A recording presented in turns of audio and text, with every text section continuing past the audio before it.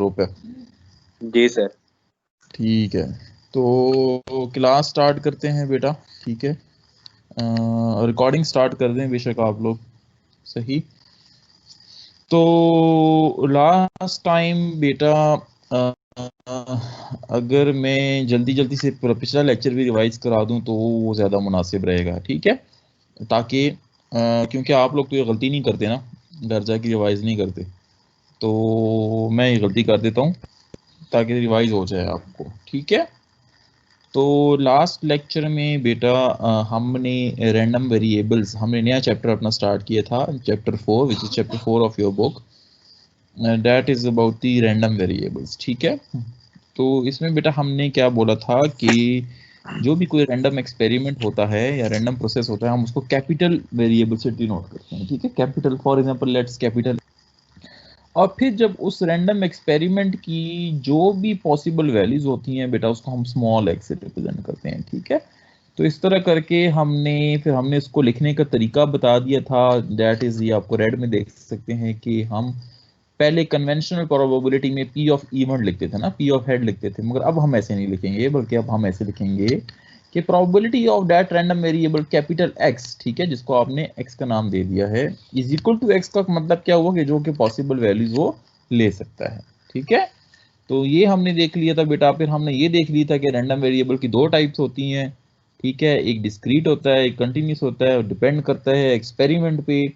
अगर एक्सपेरिमेंट ऐसा data generate करे जो डिस्क्रीट इन नेचर हो तो उसके लिए डिस्क्रीट रैंडम वेरिएबल यूज करेंगे, और अगर एक्सपेरिमेंट ऐसी नेचर का है जो कि कंटिन्यूस डाटा दे रहा है तो उसके लिए कंटिन्यूस रैंडम वेरिएबल देंगे। इसकी हमने कुछ एग्जांपल्स भी कर ली थी।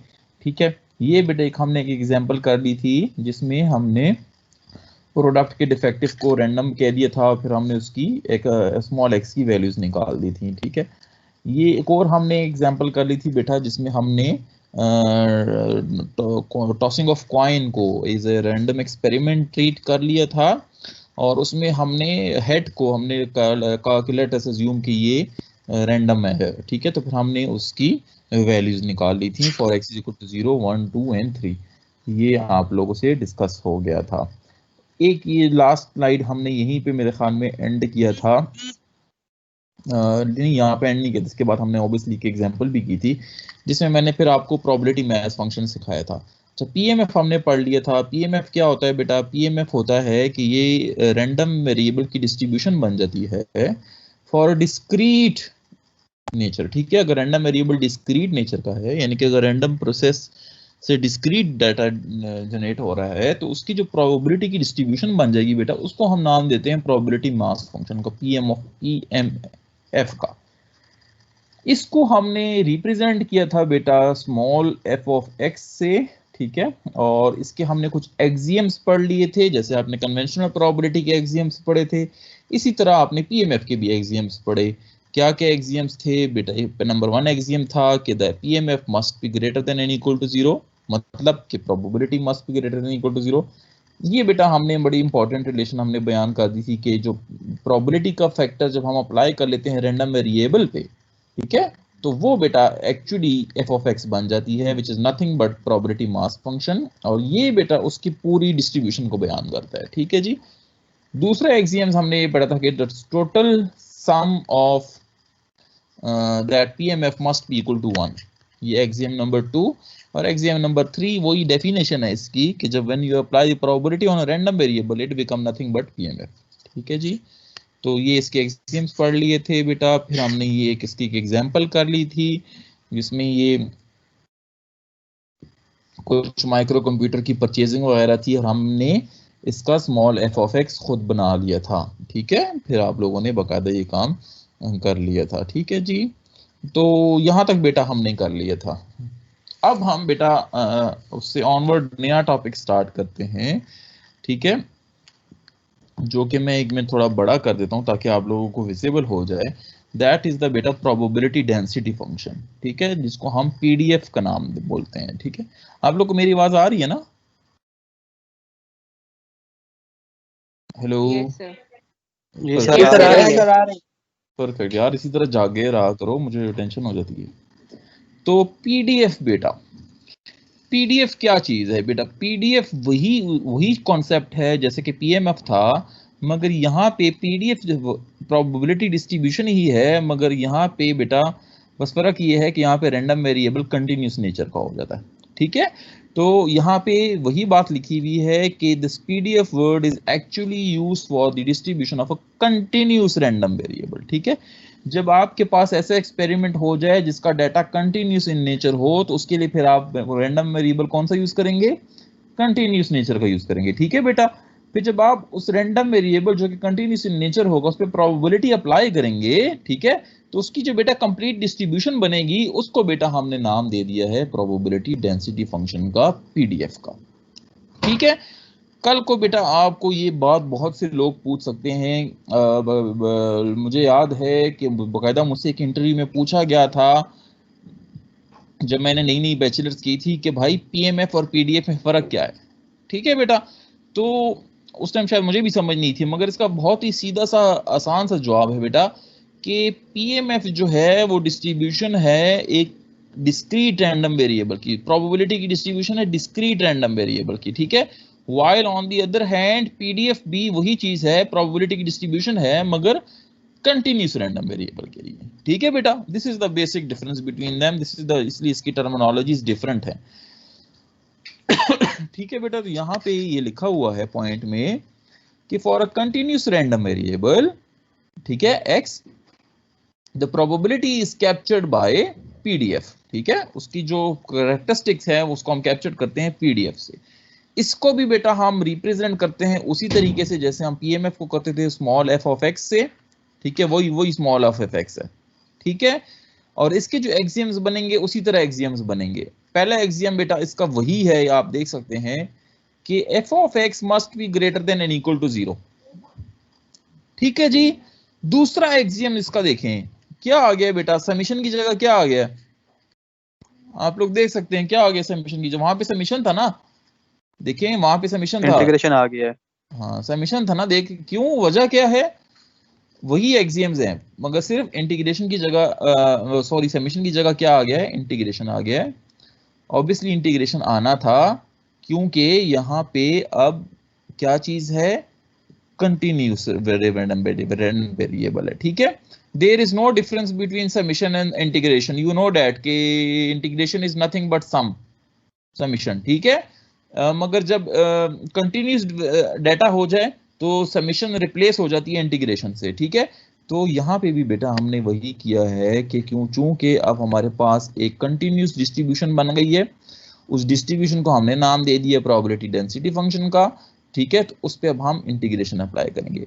तो एक्सियम हमें क्या बोलता है कि भाई जब आप उस डिस्ट्रीब्यूशन को इंटीग्रेट करोगे माइनस इन्फिनिटी से लेकर प्लस इन्फिनिटी तक, मतलब कि उसकी सारी जिंदगी में जितनी उसकी जिंदगी है माइनस इन्फिनिटी से लेकर प्लस इन्फिनिटी, मतलब जितनी उसकी जिंदगी है, जब आप उसको इंटीग्रेट करोगे तो उसका total area must be equivalent to 1। और ये प्रोबेबिलिटी की बेसिक लॉ है बेटा, ये तो आप लोगों को पता है। मगर कन्वेंशनल प्रोबेबिलिटी में हम इस लॉ को कैसे पढ़ते थे? वहां पे हम डिफाइन करते थे कि the sum of total probability of sample space must be equivalent to 1, ठीक है। वहां पे बयान, अंदाजे बयान डिफरेंट था, वहां पे हमारी वर्डिंग डिफरेंट थी, टर्मिनोलॉजीज डिफरेंट थी। यहाँ पे बेटा अब डिफरेंट मामला हो गया, ठीक है। यहाँ पे अब हमने इसको एफ ऑफ एक्स का नाम दे दिया है, यहाँ पे अब हमने इसको पीडीएफ और पीएमएफ का नाम दे दिया। क्लियर जी? कोई सवाल आप लोगों का?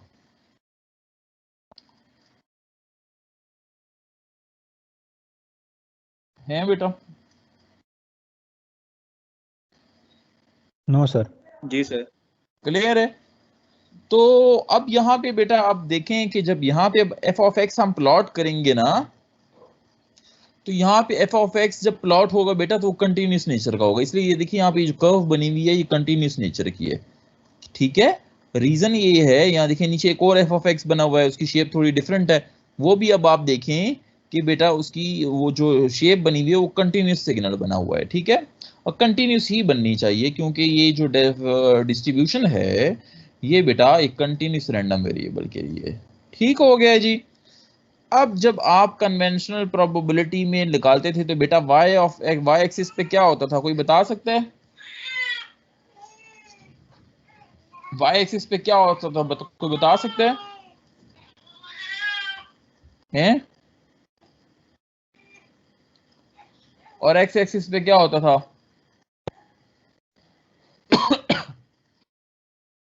सर एक्स एक्सिस पे हमारे नंबर ऑफ वैल्यूज होती थी ना।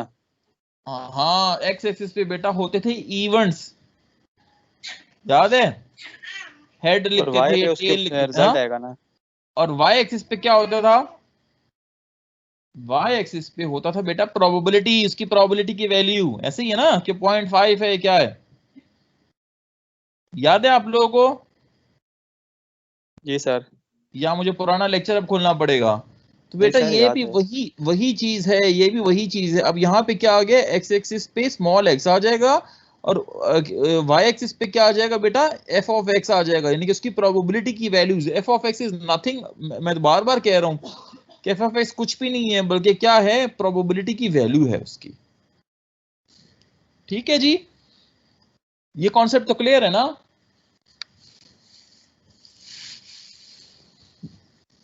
अच्छा, इसका जी थर्ड सर। एक्सियम बेटा, जी कोई कुछ कहना चाह रहे हैं?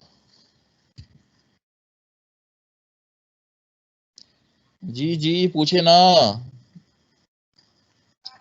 सर पूछना नहीं, आप पूछ रहे थे, क्लियर है तो उस पे कह रहे थे। यस सर, क्लियर है। अच्छा अच्छा, चलो गुड है, शाबाश। तीसरा बेटा जो इसका पॉइंट है, ये देखिए, वो कहता है कि अगर आपने, ठीक है, एक डिस्ट्रीब्यूशन गिवन है, फॉर एग्जांपल ये वाली बेटा, ये नॉर्मल कर्व बनी हुई है, यहां से देखें जीरो से स्टार्ट हो रही है, ऊपर गई, दोबारा यहाँ नीचे आके टच हो गई।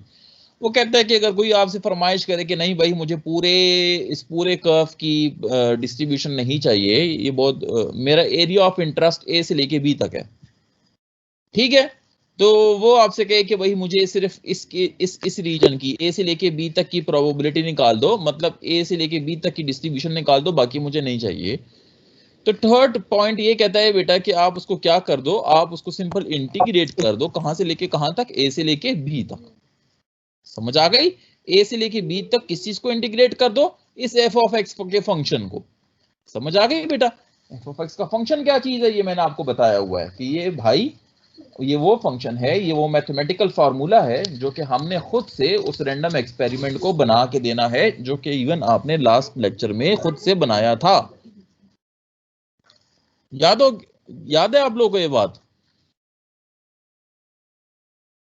है जवानों? Yes sir. परफेक्ट। तो बेटा आप कहते हैं कि जब आप उस डिस्ट्रीब्यूशन को उस खास रीजन में इंटीग्रेट कर लोगे, तो वो आपको उस रीजन की प्रोबेबिलिटी मिल जाएगी, ठीक है, वो आपको उस रीजन की प्रोबेबिलिटी मिल जाएगी, वो आपको उस एरिया ऑफ इंटरेस्ट का प्रोबेबिलिटी निकल आएगा, ठीक है। तो इस तरह भी आप कर सकते हैं bye using the third axiom of a PDF. आगे चलो बेटा, एग्जांपल्स करेंगे तो इंशाल्लाह मामला क्लियर हो जाएगा।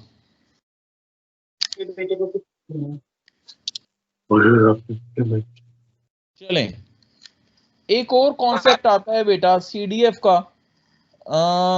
इस सीडीएफ में मैं इतना इंटरेस्टेड नहीं हूं, मुझको ये टॉपिक इतना पसंद नहीं है, ये जो सीडीएफ है, मगर आपकी बुक में है तो कवर करना पड़ेगा, ताकि आप, क्योंकि ऑब्वियसली फिर हर एक एग्जांपल में ना सीडीएफ का भी उन्होंने मांगा हुआ है कि find the CDF of this.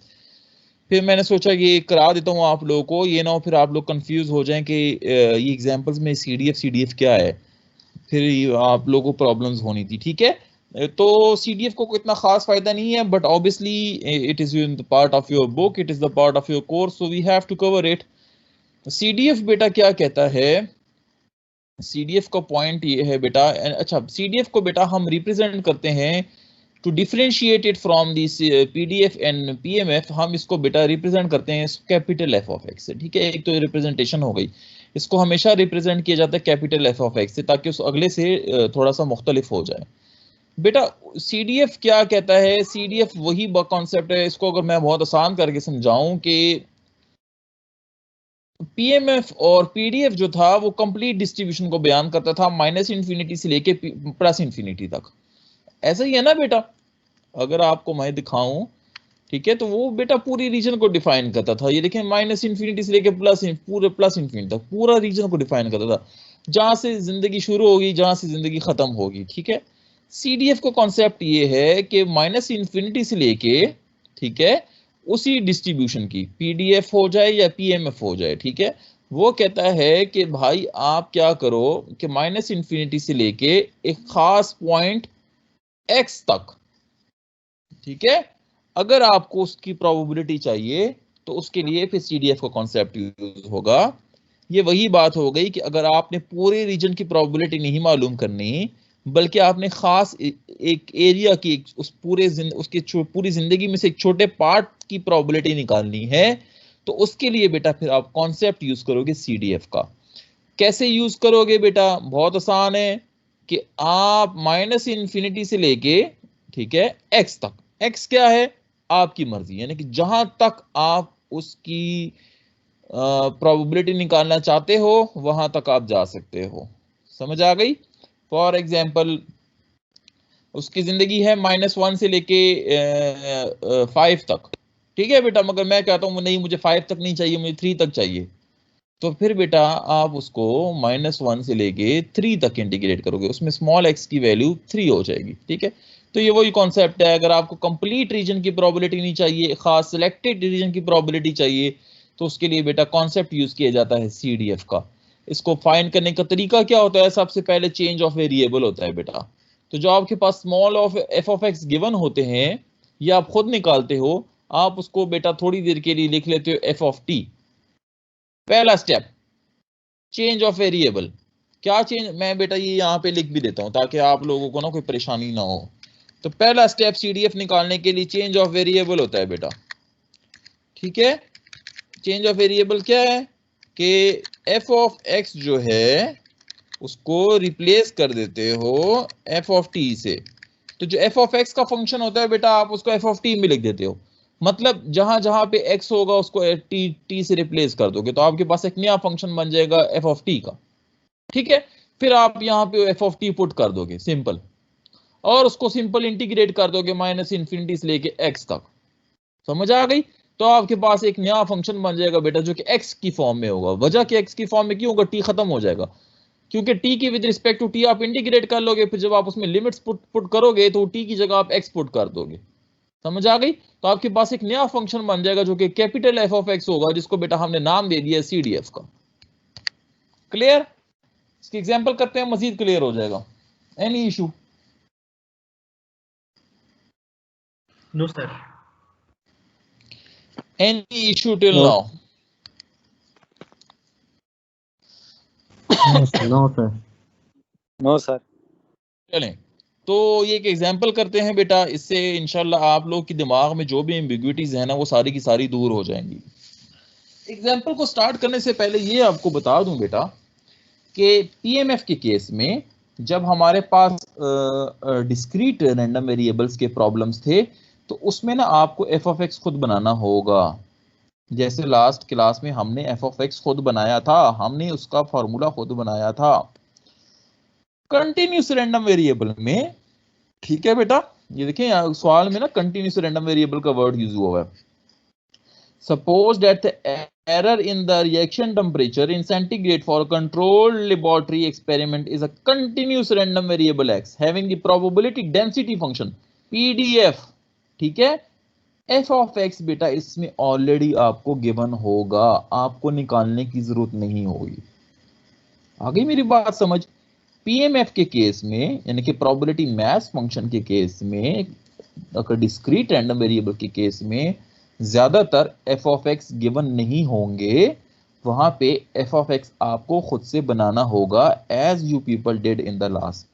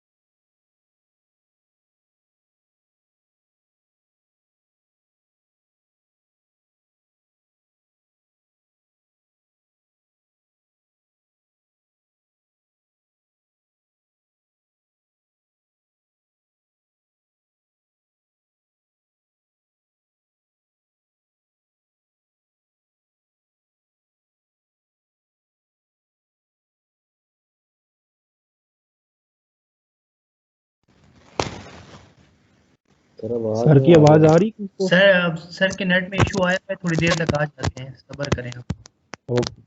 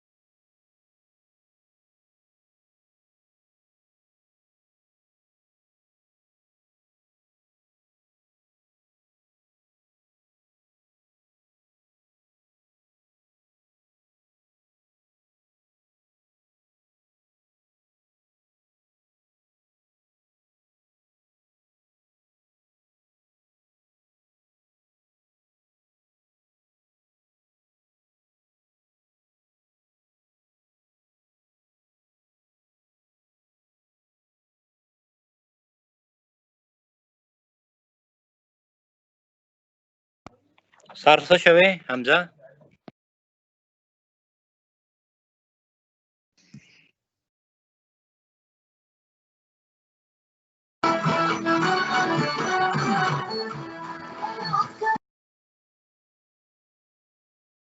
Razil Akkar है दे।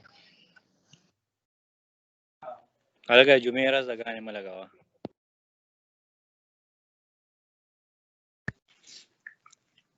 नत्ता शांति रिश्ती नहीं रागले।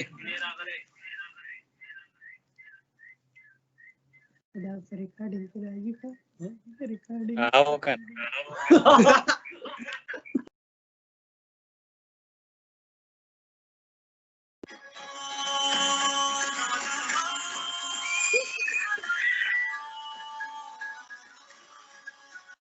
बांध के पटवारी बांध का क्या मसला है तुम लोगों का? फैसल असर है ख्याल ले। चार शादी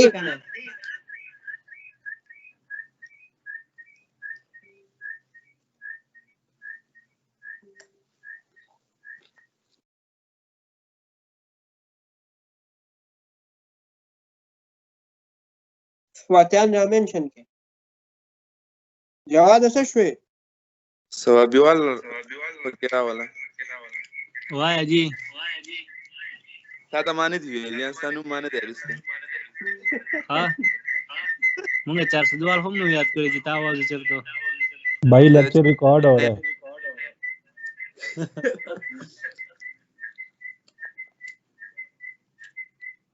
तो हम कौन सा यूट्यूब स्टार बन जाओगे।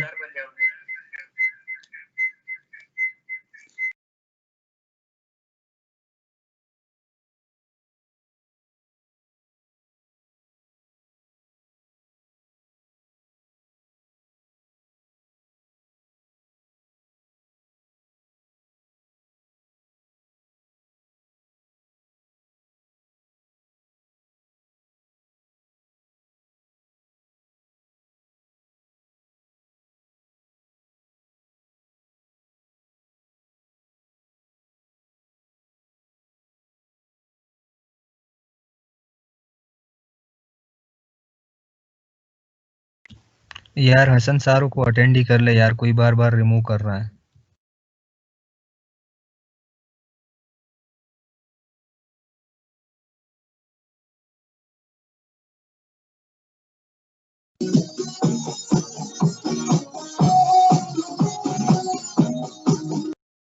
बस फिदा मुंह तो पता कनस्ता मोबाइल की गाने लगी बस मां लगा हुआ।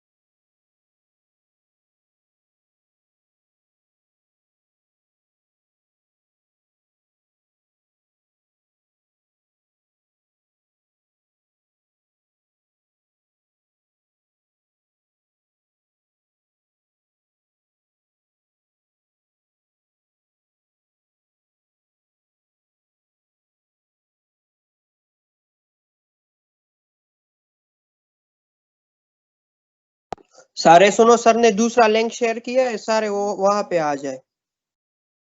यार ये रिकॉर्डिंग स्टॉप जो कर सकते हैं रिकॉर्डिंग स्टॉप कर दो यार, नहीं तो ये चलती रहेगी फिर।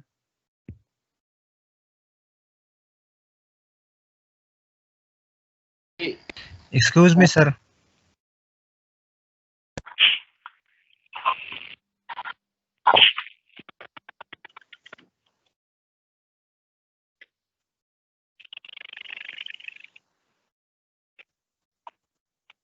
सर करें स्टार्ट, आ गई है काम।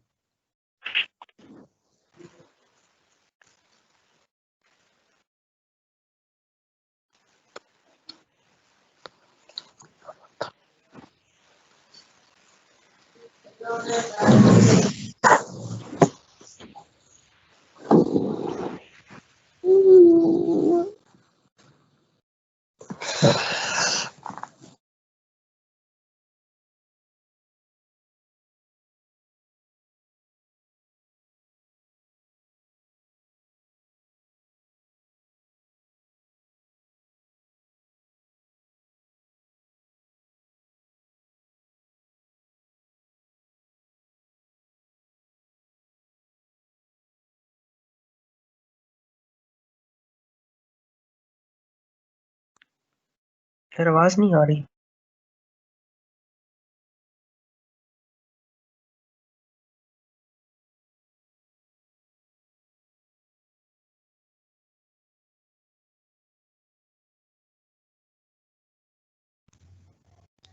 सर का माइक ऑफ है।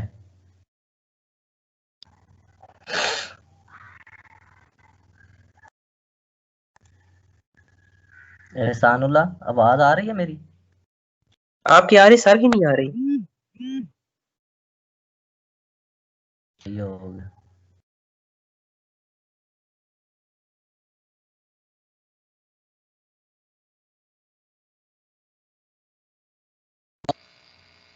हेलो सर आ गई आवाज आपकी। नहीं आ रही मेरी आवाज? अब आ रही है, अब आ रही है। अभी आ रही है। 3.11 एग्जांपल पे हैं सर हम। हैं 3.11 एग्जांपल पे हैं सर, हमारे पास स्क्रीन भी शो हो रही है। तो यार ये भी कोई बच्चा कह रहा था आवाज नहीं आ रही, मैं परेशान हो गया कि क्या हुआ। सर अभी आई सर, पहले अच्छा, नहीं अभी थी आई। यार। अच्छा अच्छा, चलो फिर मैं दोबारा से कराता हूँ यार, ये ना हो फिर। तो बेटा मैं ये कह रहा था कि दोबारा से चौथी बार रिपीट कर रहा हूँ कि डिस्क्रीट रैंडम वेरिएबल के केस में डिस्ट्रीब्यूशन हमारे पास गिवन नहीं होंगी, उसमें हमें खुद एफ ऑफ एक्स बनाना होगा। कि कंटिन्यूस रैंडम वेरिएबल के केस में एफ ऑफ एक्स हमारे पास सवाल में पहले से गिवन होंगे। ठीक है, जैसे कि इस सवाल में हमारे पास एफ ऑफ एक्स गिवन है। ठीक है, तो हमें एफ ऑफ एक्स बनाने की जरूरत नहीं है। ठीक है जी, अब एफ ऑफ एक्स बेटा ये गिवन है कि f of x is equal to x square divided by 3।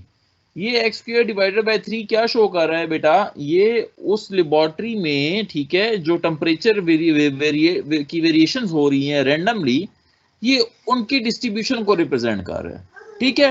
अब वो टेम्परेचर जो वेरी कर रहा है, ठीक है बेटा, वो मैक्सिमम -1 से लेके 2 तक उसकी जिंदगी है, यानी कि -1 से लेके 2 तक टेम्परेचर वेरिएट कर रहा है इस टाइम पीरियड में, -1 से लेके 2 तक, ठीक है। और वेरिएशन कुछ इस फॉर्म की हो रही है कि उन्होंने ये शक्ल इख्तियार कर ली है इस mathematical equation x² divided by 3 की। समझ आ गई बेटा? क्लियर हो गया? अब उन्होंने कुछ वेरिएशंस को नोट किया और उन्होंने इस f ऑफ x को बना लिया विच is nothing but x² divided by 3। अब सवाल आपसे क्या पूछा जा रहा है? पार्ट ए में आपसे पूछा जा रहा है कि वेरीफाई करो कि ये जो f ऑफ x बना के दिया है, ठीक है, क्या ये वैलिड f ऑफ x है या नहीं, ठीक है। तो ये चेक करने के लिए बेटा कि ये वैलिड डिस्ट्रीब्यूशन, ये वैलिड प्रोबेबिलिटी डेंसिटी फंक्शन है, ये वैलिड पीडीएफ है, हम क्या करें? इसका हल यही है बेटा कि हम क्या करें, अगर हमने इस f ऑफ x को इंटीग्रेट किया, हम इस पे एक्सियम अप्लाई कर लेते हैं। एक्सियम हमें क्या बोलता है बेटा? ये कि अगर हम इस f ऑफ x को इंटीग्रेट करें -∞ से +∞ तक और इसका आंसर अगर 1 आ गया तो इसका मतलब होगा कि ये वैलिड पीडीएफ है, ठीक है। सो बेटा ये जो यहाँ पे सवाल पूछा गया ना कि verified that f of x is a density function, तो इसको हल करने का यही तरीका है बेटा, कैसे कि बहुत ही आसानी से हम कर सकते हैं कि भाई हम इसको सिंपल इंटीग्रेट कर दें, ठीक है, -∞ से लेके +∞ तक। तो f ऑफ x को हमने इंटीग्रेट कर दिया -∞ से +∞ तक। अच्छा, इसकी जिंदगी कहाँ तक है बेटा? इसकी जिंदगी शुरू होती है -1 से, एंड होती है 2 पर, तो इसलिए लिमिट्स रिप्लेस हो जाएंगी -1 से लेके 2 तक, ठीक हो गया। फिर x² डिवाइडेड बाई 3 को आप इंटीग्रेट कर लेंगे और ये लिमिट्स पुट कर देंगे, तो जब आपने सॉल्व किया तो इट इज इक्वल टू 1 आ गया। So this proves that this PDF which was made, ठीक है, by looking at the variations in the temperature, उससे जो PDF बनाया गया वो करेक्ट था, वो वैलिड है। समझ आ गई बेटा? तो अगर आपके पास एग्जाम में इस तरह के कोई सवाल आ जाए जिसमें आपसे कहा जाए कि पता करो कि ये वैलिड पीडीएफ है कि नहीं है, तो आप लोग क्या करेंगे कि आप उसको इंटीग्रेट कर लोगे -∞ से लेके +∞ तक। अगर उसका टोटल एरिया 1 के बराबर आ गया तो वैलिड पीडीएफ होगा, और अगर 1 के बराबर ना आया तो वैलिड पीडीएफ नहीं होगा। कोई सवाल आप लोगों का बेटा?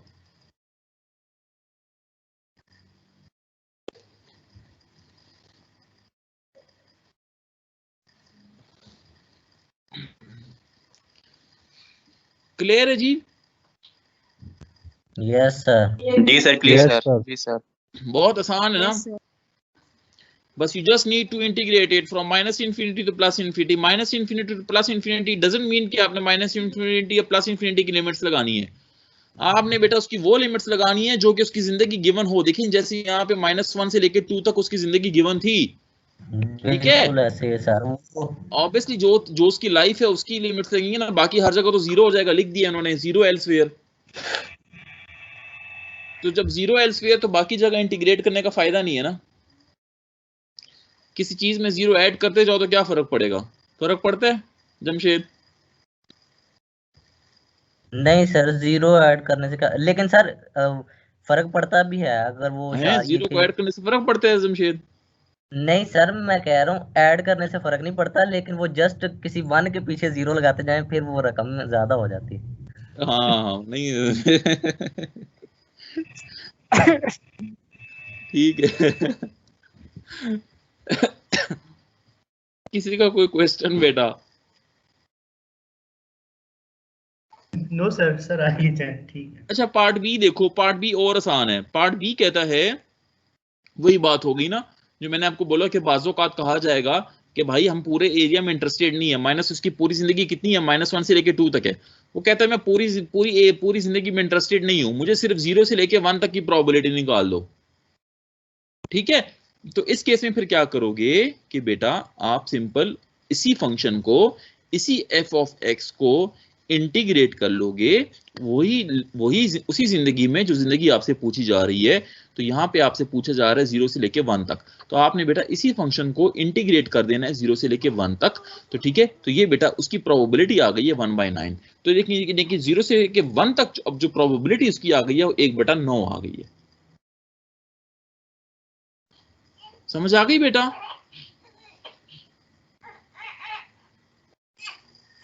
Yes, sir. So beta, this is how we find the probability in random variables. ठीक है, इसमें हम वो नहीं करेंगे small n divided by capital N।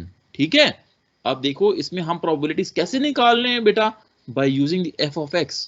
ठीक है, by integrating the f of x in our desired region जिसमें हमें उसकी प्रोबेबिलिटी चाहिए। समझ आ गई?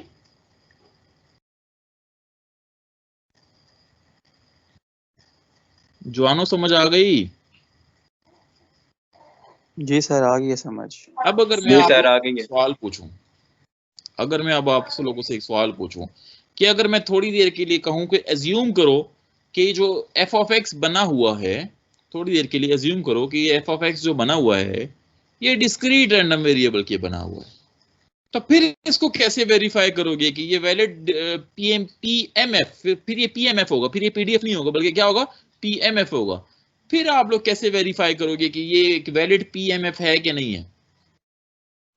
सर फिर हम इसके सबमिशन जो होगा ना वो जहां से स्टार्ट हो रहा है जहां एंड हो रहा है वहां तक चेक करेंगे, अगर 1 आ गया तो फिर very good very good very good, शाबाश। फिर बेटा आप इसको सम करेंगे, इंटीग्रेट नहीं करोगे। सम कैसे करोगे? x की वैल्यूज पर, क्योंकि डिस्क्रीट वैल्यूज होंगी ना, तो सबसे पहले x f of -1, फिर f of 0, फिर f of 1, फिर प्लस f of 2। फिर जब इन सबको प्लस कर लोगे तो अगर आंसर 1 के बराबर आया तो वैलिड होगा, अदरवाइज नहीं। समझ आ गई मेरी बात या नहीं? जी सर आ गई है। यार आज तो आप लोग को बहुत जल्दी जल्दी चीजें समझ आ रही है।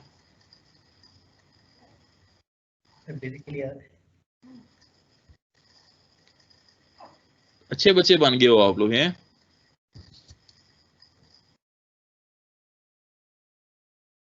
वैसे आज ना मुझे आपकी क्लास पे थोड़ा सा गुस्सा था ना, अभी मैंने क्विज के बारे में सोचा है ना कुछ, वैसे ही मैंने कुछ चीज अपलोड कर दी और यहाँ पे फरमाइशें आने लग गई हैं, सर क्विज ना लें, सर आपने तो लेक्चर ही लेट अपलोड किया था तो क्विज कैसे ले रहे हैं?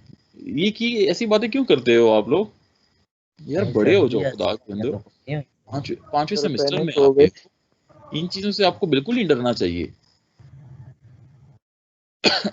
असल में सर जी थोड़ा गांव में आए हुए हैं ना इस वजह से, लेकिन वैसे ऐसी बातें तो कोई नहीं है सर जी। गांव में क्या हो जाता है जमशेद? सर CR ने कहा भी था कि पहले क्लास ले लेते हैं, देखते हैं कि सर क्या कहते हैं। जंग लग जाते फिर आप लोगों को गांव में? जी सर जी, ये गांव में बच्चों को स्ट्रेस हो गया होगा एकदम सुन के। यार ये बच्चे, तुम लोग कब तक बच्चे रहोगे? सादिक साहब ने आप लोग की इतनी पैम्परिंग कर दी है, इतनी पैम्परिंग कर दी है कि मैं क्या बोलूं। अब आप लोग उसके बच्चे ही हो, कब बड़े होगे आप लोग? 5वें सेमेस्टर में आ गए खुदा के बंदे। अब सादिक को भूल जाओ, अब आप डिफरेंट एक ईयर में आ गए हो। अब अगर ये क्विज विज ये तो आप यूं तैयार हुआ करें, अगर मैं एक चीज पढ़ाऊं आप अगले सेकंड पे तैयार हुआ करें, हाँ सर दें, ये होना चाहिए आपका बिहेवियर। सर जी दो चीजें, एक तो ये क्विज का मतलब कि टेंशन नहीं लेनी चाहिए, ये भी अगर क्विज के लिए बैठे हैं घर वाले कहेंगे जी उठे ये काम है ये चले वहां पे क्या बोले? क्यों काम है? तो जब क्लास हो रही है तो घर वाले कोई काम नहीं है, ये ऑनलाइन क्लास का टाइम है, घर वालों को कौन कहते हैं बात सुने जी, कहते हैं वो मेरे घर वाले कहते हैं वो कैसे पढ़ा रहे हैं तुम्हें, हमें तो ये नहीं समझ आती, तुम जानबूझ के फिल्में देख रहे हो यहाँ पे। ये दे तो मेरी बात कराओ यार उनसे, इसी टीम्स पे करा दो। कहते हैं तुम झूठ बोलते हो, वो वहां बैठे हैं तुम यहाँ बैठे हो, कैसे पढ़ते हो तुम? उनसे को फिल्म करा दे तो उनका नाम से बात कर लो। ठीक है सर जी। सर किस चीज से सपोर्ट नहीं करते? चलो अच्छा, सवाल में कोई इशू? नो सर, क्लियर है सर। जैसे मैंने बोला कि अगर मैं इसको डिस्क्रीट का प्रॉब्लम बना दूं तो फिर कोई प्रॉब्लम होना चाहिए आपको? डिस्क्रीट के लिए तो फिर वो एफ ऑफ एक्स खुद बनाना पड़ेगा ना। अगर गिवन हो, पहले से गिवन हो, मैं कह रहा हूँ ये गिवन है आपके पास, एक्स स्क्वायर बटा 3 गिवन है। अब मैं कह रहा हूँ कि वैलिड पीएमएफ है कि नहीं है, तो कर लोगे? Yes sir. एफ ऑफ 1, इंशाल्लाह एफ सर ऑफ जी 2, हो एफ जाएगा। ऑफ 3, इन सबको ऐड करके अगर आंसर 1 आया तो वैलिड पीएमएफ होगा, अदरवाइज ये वैलिड पीएमएफ नहीं होगा। ठीक है जी, चलो जी आगे। सर। ये जमशेद मुझे बातों में लगा लेता है। ये अगली एग्जांपल आ गई है बेटा 3.12, जो कि उम्मीद है आप लोगों को अब स्क्रीन पे क्लियर है। ठीक है, इसी सवाल की एक्सटेंशन है आपकी बुक की, इसी सवाल की, मगर इसमें अब इसने फरमाइश कर दी है वही कॉन्सेप्ट जो मैं कह रहा था कि मैं आपको पढ़ाना नहीं चाहता था, मगर पढ़ा रहा हूं क्योंकि आपकी बुक में है, कि CDF निकालो, कैपिटल एफ ऑफ एक्स निकालो।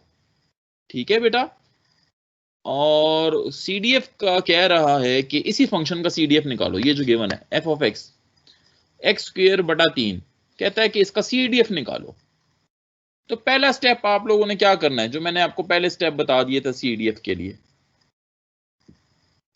चेंज ऑफ वेरिएबल, पहले लिमिट चेंज करेंगे और फिर उसको रिप्लेस करेंगे। एफ ऑफ टी में कन्वर्ट कर दोगे तो ये फंक्शन क्या बन जाएगा, ये बन जाएगा f of t is equal to t square divided by 3।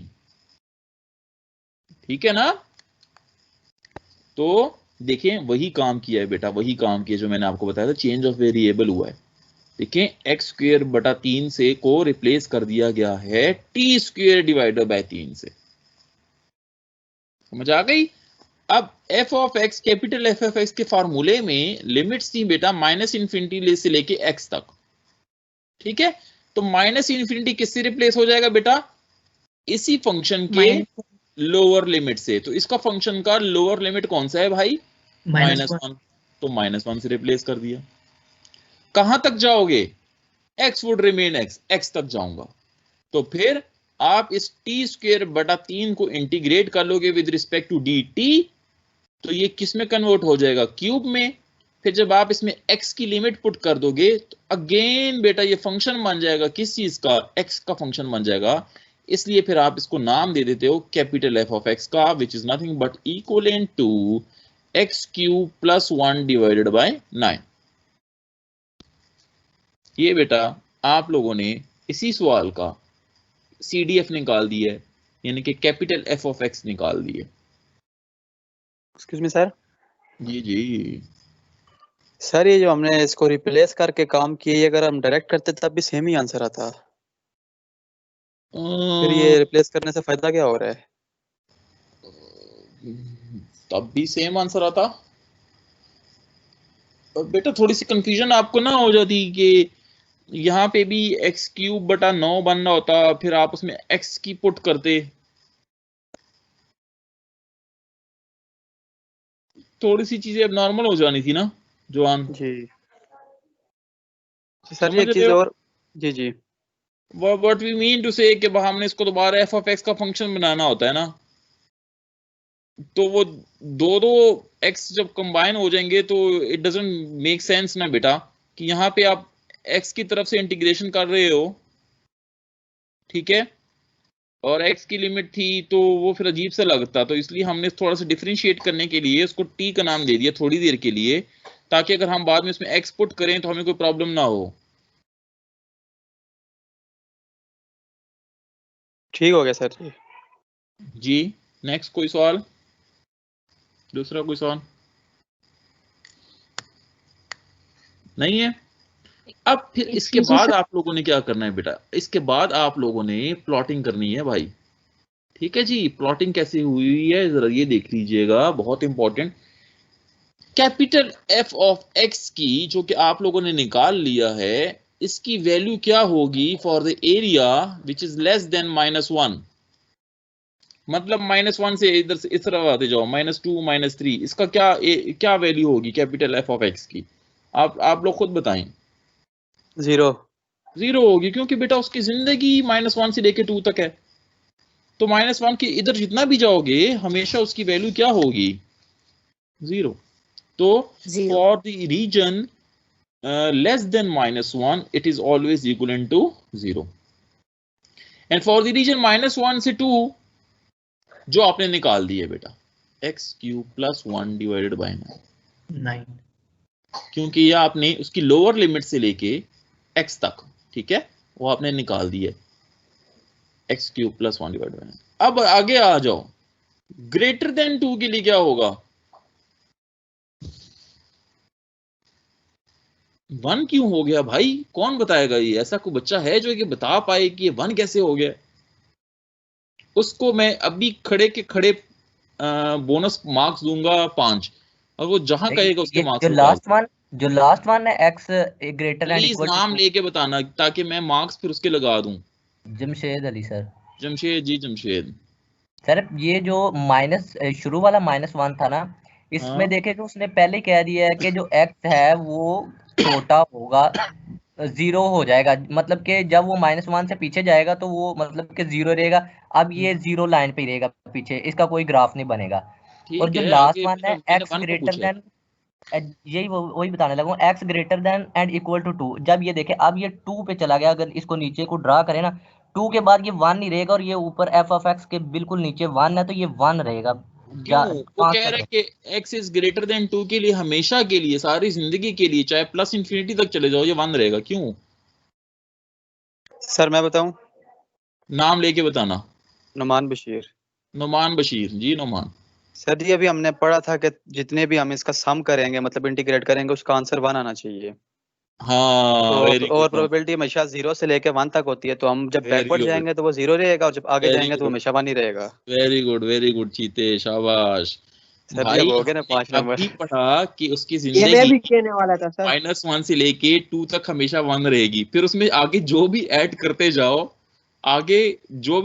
जाओ, उसका आंसर हमेशा 1 होगा, क्योंकि आगे हमेशा 0 मिलने वाला है आपको। ठीक है जी। तो Numan Bashir, very well done बेटा। और 1 मिनट नुमान, आपके मार्क्स कहाँ पे लगाऊं? सर जी बस जो भी आगे फाइनल में आएगा एंड पे रिजल्ट, उसमें 5 ऐड कर दीजिएगा। नहीं, अभी तुम अच्छे हालात हैं तुम्हारे, कहीं ऐड करने की जरूरत नहीं है। नहीं सर शुक्र है अल्लाह का, सर जी अभी तक तो ठीक नहीं जा है रहा इसके ऐड करने की जरूरत। है। सर जी आप जो है ना वो मेरा उसमें लगा दें, फिर मिड में लगा दें। मिड में लगा दूं? जी मिड में 36 लगे हुए ना अभी, चलो उसमें ऐड कर दें। चलो ये मैं ऐड कर दूंगा, मैंने और कर दी। क्विज में एक में 8 लगे हुए हैं, उसमें कर दे, दोनों का मिला के 5 पूरे हो जाएंगे ना। नहीं, मैं सिर्फ मिड में करूंगा, मैंने बोला ना एक जगह बताओ, बस मिड में कर दूंगा। अच्छा सर फाइनल में कर देते। सर जी 2.5 नंबर तो वैसे मेरे भी बनते हैं, मैं बता ही रहा था आगे से भाई नुमान पड़े। अच्छा सर जी वो मेरे क्विज के नंबर उसमें नहीं लगे हुए थे, तो उसका क्या होगा फिर? खैर वो कर लेंगे यार, कोई मसला नहीं है। ठीक हो गया सर जी। चलो तो समझ आ गई है बेटा, किसी को कोई इशू?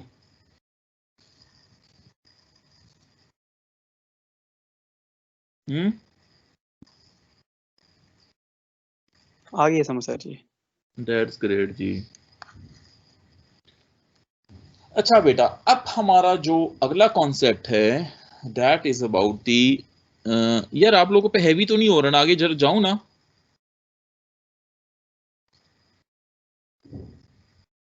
जी सर पढ़ लेते हैं। अगला हमारा कॉन्सेप्ट है बेटा that is about the joint probability distribution. ठीक है, अब हम थोड़ा सा मजीद टफ चीजों की तरफ जा रहे हैं। अब तक जो बेटा हमने डिस्ट्रीब्यूशंस पढ़ी, हमने बेटा उसमें सिंगल रैंडम वेरिएबल को डील किया, एक ही रैंडम वेरिएबल को डील किया। फॉर एग्जांपल कैपिटल एक्स, ठीक है, हमने एक से ज्यादा रैंडम वेरिएबल को डील नहीं किया। बेटा बाज औकात ऐसे मामलात आ जाते हैं, ऐसे एक्सपेरिमेंट्स आ जाते हैं जिसमें एक रैंडम वेरिएबल से गुजारा नहीं चलता, उसको फिर मल्टीपल रैंडम वेरिएबल चाहिए होते हैं। ठीक हो गया बेटा। फिर जहां पे बेटा कॉन्सेप्ट आ जाए ना मल्टीपल रैंडम वेरिएबल्स का, फिर उसमें हमें मोर देन 1 रैंडम वेरिएबल की जरूरत पड़ती है। ठीक है, फिर जब मोर देन 1 रैंडम वेरिएबल हो गया, for example capital X, capital Y, capital G, for example ऐसा एक्सपेरिमेंट हो गया जिसमें हमें 3 रैंडम वेरिएबल की जरूरत थी, तो फिर बेटा वो मल्टीपल रैंडम वेरिएबल का प्रॉब्लम बन जाएगा। और उसके नतीजे में बेटा जब उसकी डिस्ट्रीब्यूशंस बनेंगी ना, तो बेटा वो फिर ज्वाइंट डिस्ट्रीब्यूशन बनेगी। फिर हम उनको नाम दे देते हैं ज्वाइंट प्रोबेबिलिटी डिस्ट्रीब्यूशन का। ठीक है, फिर वो एफ ऑफ एक्स नहीं बनेंगे, बल्कि क्या बनेंगे? F of x comma Y comma G. आ गई बात समझ?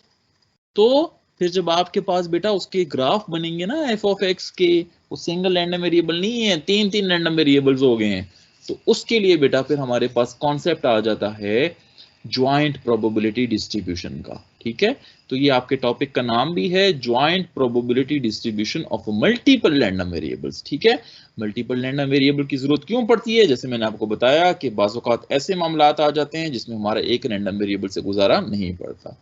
फॉर एग्जाम्पल बेटा मेडिकल डायग्नोसिस का अगर कोई प्रॉब्लम आ गया है तो उसमें ऑब्वियसली आपका एक रैंडम वेरिएबल से गुजारा कभी भी नहीं चल पाएगा, क्योंकि अगर आपने मेडिकल डायग्नोसिस करनी होती है आपने 4-5 फैक्टर्स को देखना होता है। ठीक है, फिर उसमें आपको 4-5 रैंडम वेरिएबल्स की जरूरत पड़ेगी। ठीक हो गया जी।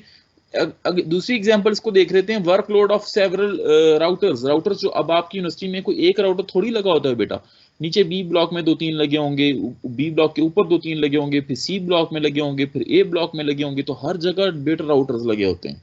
ठीक है, तो फिर जब ऐसे केस आ जाए बेटा, अब आपने हर एक राउटर की परफॉर्मेंस नोट करनी है। ठीक है, कि डाटा कितना आ रहा है कितना जा रहा है, तो बेटा फिर उसके लिए भी फिर आपको उस केस में भी आपको फिर क्या किसकी जरूरत पड़ेगी, मल्टीपल रैंडम वेरिएबल्स की जरूरत पड़ेगी, और फिर बेटा आपके उसके लिए ज्वाइंट डिस्ट्रीब्यूशन की हेल्प चाहिए होगी। ठीक है, तीसरी एग्जांपल हम ले लेते हैं कि average power uses of certain area, कि एक खास इलाका एक खास मोहल्ला है, आपने उसकी एवरेज डिस्ट्रीब्यूशंस को देखनी है कि किस घर में कितनी पावर यूज हो रही है, तो वो पावर की जो डिस्ट्रीब्यूशन होगी बेटा वो भी क्या होगी, रैंडम होगी। एक सेकंड पे कोई एक किस्म की पावर होगी, एक मिनट बाद डिफरेंट होगी, उससे अगले मिनट बाद दूसरी डिफरेंट होगी, डिपेंड करेगा कि कितनी पावर कंज्यूम कर रहे हैं उस टाइम पे। ठीक है, तो उनका जो ऑब्वियसली ग्राफ बनेगा वो रैंडम नेचर का बनेगा, और उसमें भी फिर बेटा आपके पास एक रैंडम वेरिएबल से आपका गुजारा नहीं चल कर पाएगा। क्यों? क्योंकि रैंडम एक पूरे एरिया की आप कर रहे होगे ना, एक घर का, दूसरे घर का, तीसरे घर का, चौथे घर का, तो जब आप उस पूरी एरिया की पावर यूजेज का ग्राफ बनेगा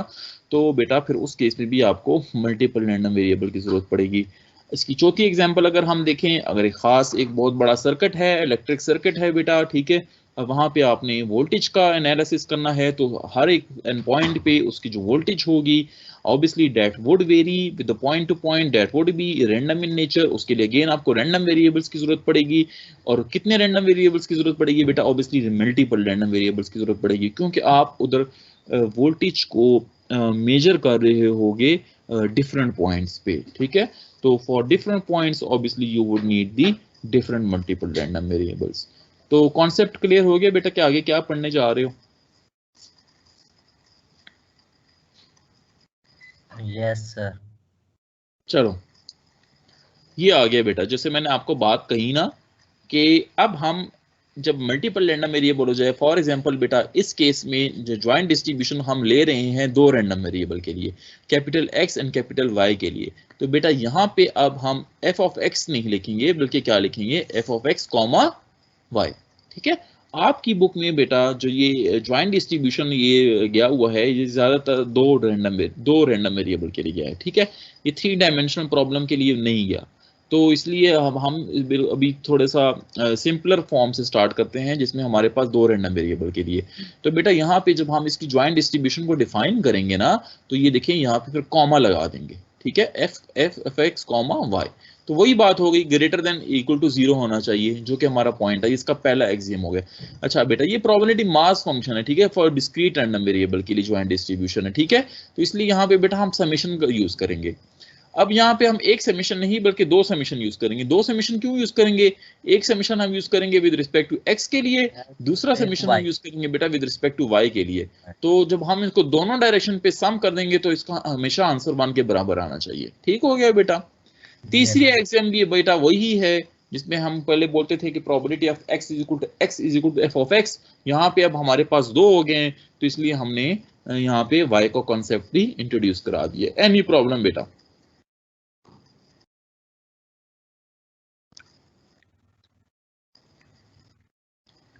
एनी प्रॉब्लम इन जी?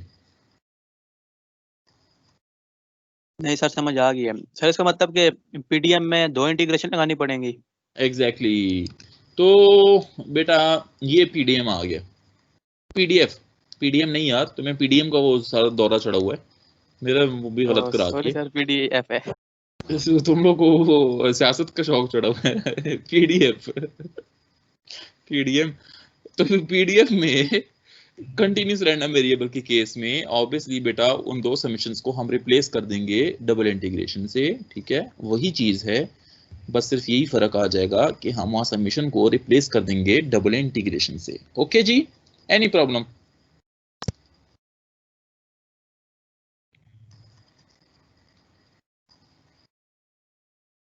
ठीक हो गया जो आनो?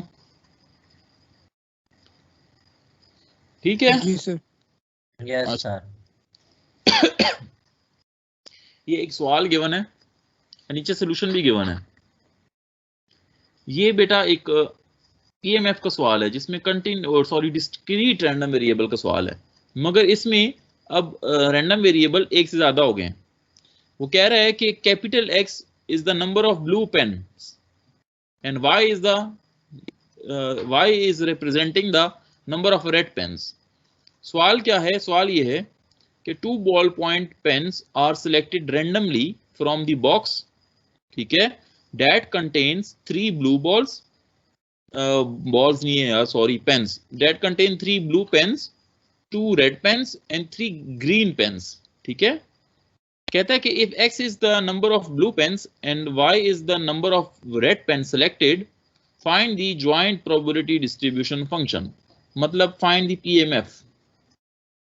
समझ आ गई जो अनु सवाल का? PMF खुद से बनाना होगा हमें, कह रहा है कि f of x बनाओ इसके लिए। ठीक हो गया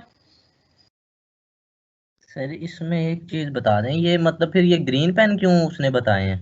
अगर हमने ग्रीन पेन चूज को ही कंसीडर ही नहीं कर रहा ना। ठीक हो, अभी बताता हूँ ग्रीन पेन के साथ क्या होगा जमशेद। ठीक है। तो ये वही सवाल है बेटा जो कि हमने लास्ट टाइम किया था। अब इसमें क्या हो रहा है बेटा, 2 बॉल सिलेक्ट किए जा रहे हैं बॉक्स से, ठीक है। तो टोटल बॉल कितने हैं बेटा? 3 जमा 3 जमा 2 8।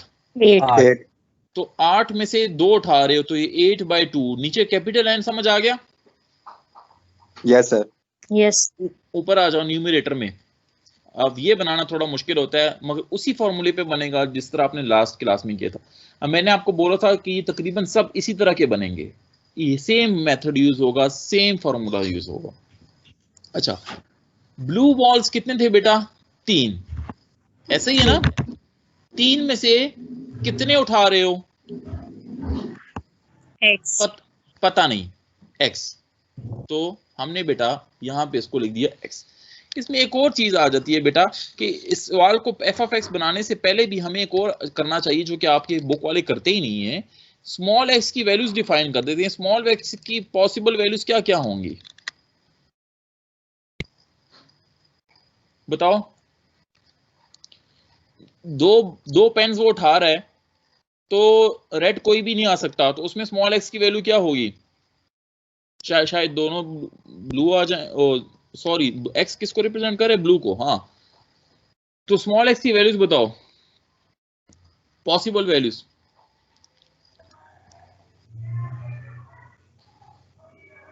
बताओ ना। 0 1 2। मतलब 0 का मतलब क्या हुआ कि आपने जो 2 पेन उठाए हैं उसमें से ब्लू कोई भी नहीं है जी। 1 इसका मतलब क्या हुआ कि एक ब्लू उठाया, दूसरा कोई दूसरा कलर। 2 का मतलब क्या हुआ कि दोनों ही क्या उठा लिए?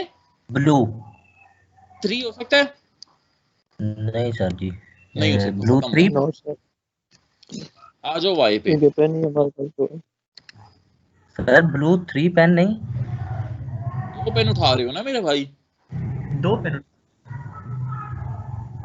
सही ऊपर देखे sir ji, 3 blue pen. 2 ball points are selected ना, उठा तो 2 रहे हो ना मेरे भाई? ठीक। 2 उठा रहे हो ना, बॉक्स से तो 2 उठा रहे हो। ठीक है सर, समझ आ गया। तो जो उठा रहे हैं हम उनकी निकाल लें डिस्ट्रीब्यूशन, ठीक है? जो अंदर पड़े उनकी नहीं निकाल ले। ठीक हो। वाई कितना हो सकता है भाई? वाई रेड पेन्स बताएं। 0 1। क्यों नहीं? सर हमने 3 ब्लू पेन्स का 0 1 2, क्योंकि सर 0 और 1 करे तो फिर 2 ही बनते।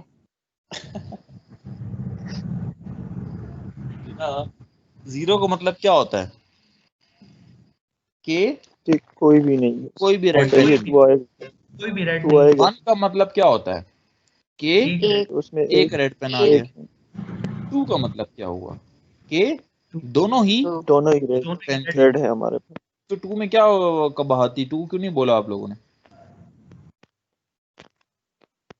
दो रेड पेन तो अवेलेबल है ना, बॉक्स में लिखे ना, बॉक्स में दो पेन Yes. अवेलेबल है, टू दो आ सकते हैं ना, यस, थ्री हो सकता है। नहीं सर जी, क्योंकि दो है ना, वो टू बार वही पॉइंट है, आर सेकंड। नहीं उठा भी दो रहे हो ना, उठा भी तो दो रहे हो, सर जी सर, हम तीसरे उठा का ही कोई दो चांस ही रेड नहीं है। पेन जी जी। ठीक है मेरे भाई। Yes sir. तो ये आपने बेटा उसकी निकाल ली possible values of capital X and capital Y. अब हम आ जाते हैं इस एफ ऑफ एक्स को बनाने के लिए। तो red balls, sorry blue pens कितने थे बेटा? तीन टोटल। कितने थे? तीन। उनमें से तीन में से उठाए कितने? पता नहीं, दो स्मॉल एक्स। स्मॉल है सर। अच्छा, ये रेड कितने हैं आपके पास बेटा टोटल? दो। दो। उसमें से कितने आए? पता नहीं, स्मॉल वाई। ठीक हो गया बेटा? Yes sir. बाकी कितने रह गए? 9 बेटा। Jamshed, this three represent green colour. ठीक समझ आ हो गई? गया। Yes sir. तो ये कितने उठाए डिपेंड करता है एक्स एंड वाई पे। अगर एक्स एंड वाई की वैल्यू 0 0 हो गई तो दोनों के उठा लोगे, कौन से? ग्रीन। अगर एक्स एंड वाई दोनों 0 हो गए, ठीक है, तो दोनों के दोनों किस में से उठा लोगे? ग्रीन। ग्रीन में से। ग्रीन में से। और अगर इनमें से कोई एक भी 1 हो गया तो फिर 2 - 1 हो जाएगा, तो एक कोई और कलर हो जाएगा और ग्रीन कौन सा कलर हो जाएगा? 1 हो जाएगा। ठीक है। और अगर ये दोनों 1 हो गए, एक्स की वैल्यू भी 1 हो गई, वाई की वैल्यू भी 1 हो गई, तो ग्रीन कितने उठाओगे? 2 कोई भी माइनस जीरो। 2 कोई भी माइनस 0। ठीक है, 2 - 2 हो जाएगा तो ये 0 हो जाएगा, तो मतलब यस होगा सर। कि 0, मतलब आपने कोई भी ग्रीन नहीं नहीं। उठाया।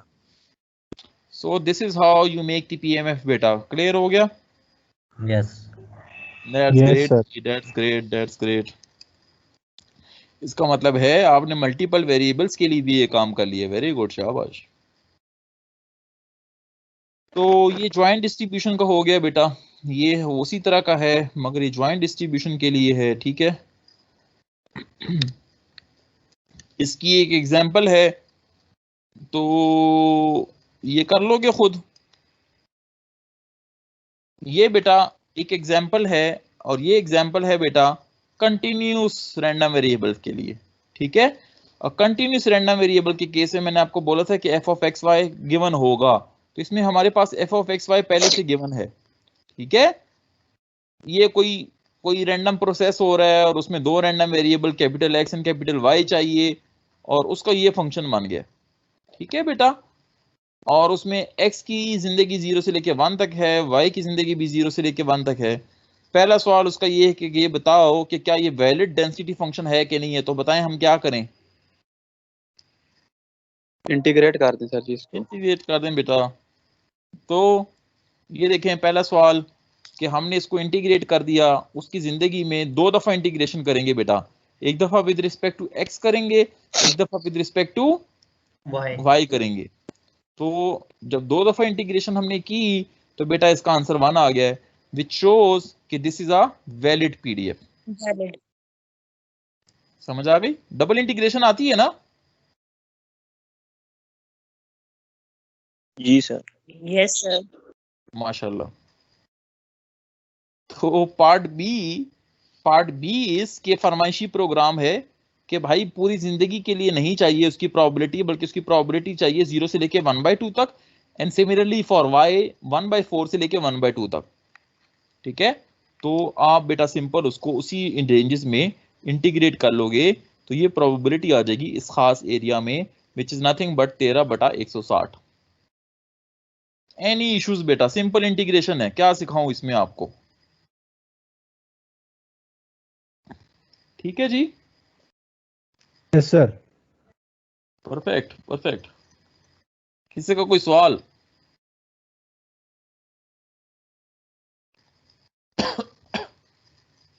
किसी का कोई सवाल?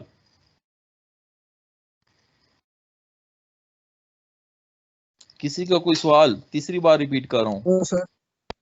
No sir. चलो फिर आप जरा तैयारी पकड़ लो, सब बच्चे तैयारी पकड़ लो और एक पेन और एक पेज निकाल लो अपने पास अभी के अभी, जल्दी, शाबाश। You just have 30 seconds.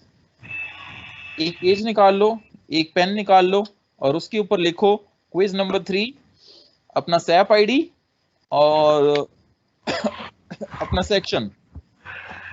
मैंने आप लोगों के क्विजेज में ये बात नोट की है, इवन आपके मिड्स में भी ये बात नोट की है, आप लोगों ने सेक्शन नहीं लिखे। सेक्शन क्यों नहीं लिखते यार? आप लोगों के 2 डिफरेंट सेक्शंस हैं, बड़ी प्रॉब्लम होती है फिर। प्लीज अपना सेक्शन मेंशन करें। निकाल लिया आप लोगों ने पेंसिल वगैरह? नहीं सर, वेट करें। चलें जल्दी करें।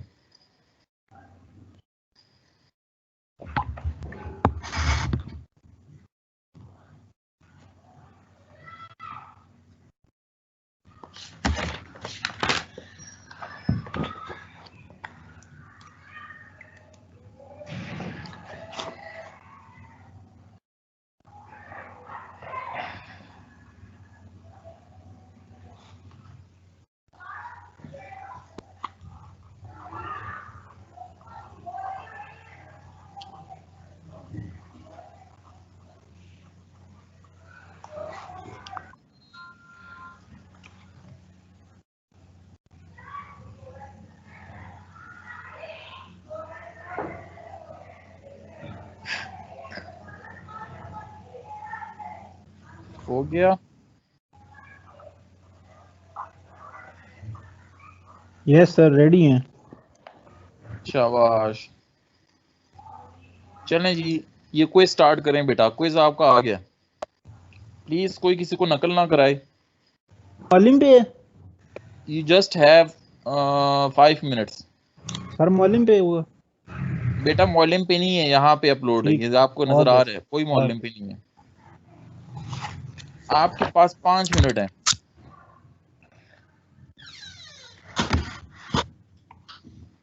मैं टाइम स्टार्ट नाउ। 3:34, 3:39 पे आपके पेन्स ड्रॉप हो जाएंगे। ये अपलोड कहाँ पे कर दें सर जी? अपलोड क्यों कर दूं, नजर नहीं आ रहा? नहीं, हम जब लिखेंगे तो क्या करेंगे इसके बाद? वो मेरा हेडेक है बेटा, अभी चेक करता हूँ, अभी चेक करूंगा, टेंशन ना लो, तुम करो सवाल। Okay sir, okay. 5 मिनट है, तुम इन बातों में जाया कर रहे हो।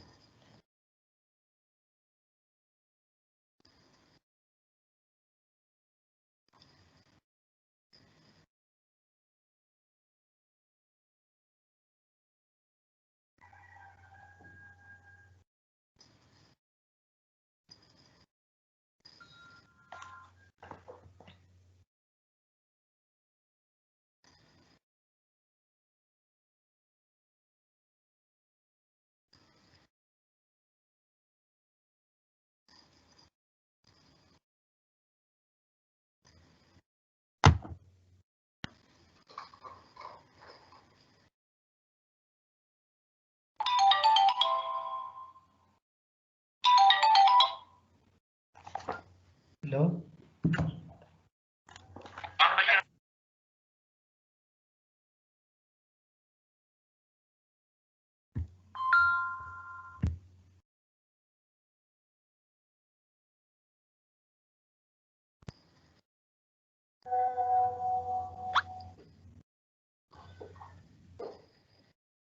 uh, 3 minutes left.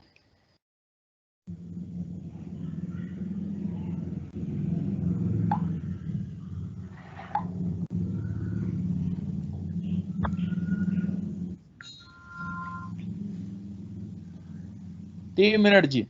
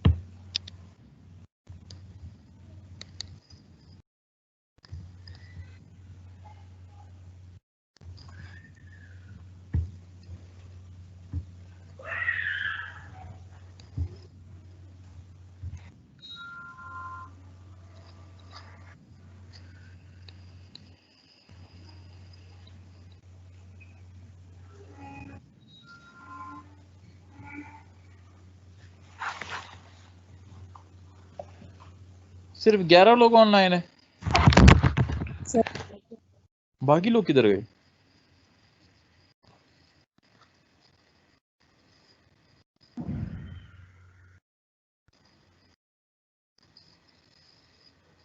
इसका मतलब है मैं सिर्फ 11 लोग 11 को एक्सेप्ट करूंगा।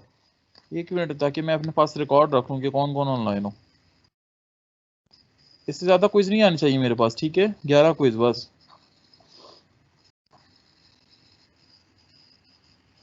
ओनली 11, इससे ज्यादा नहीं चलेगा, मैं बता रहा हूँ। मैं नोट करते जा रहा हूँ अपने पास अटेंडेंस।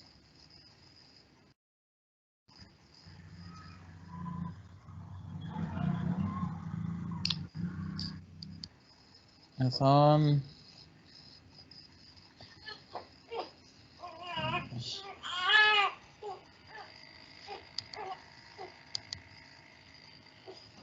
चले जी, आपकी अटेंडेंस मैंने नोट कर ली है।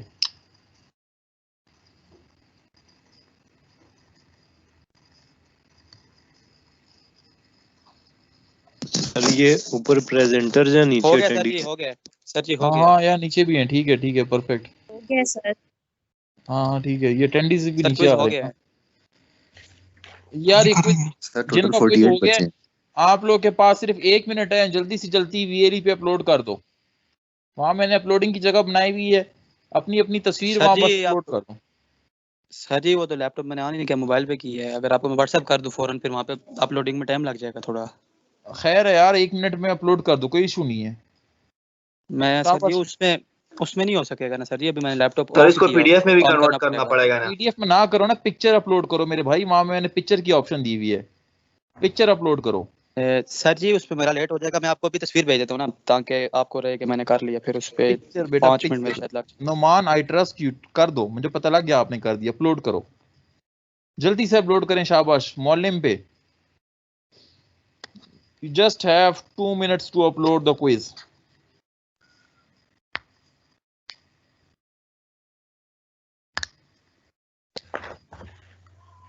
पिक्चर अपलोड करना, पीडीएफ में कन्वर्ट, ये टाइम ना जाया करो।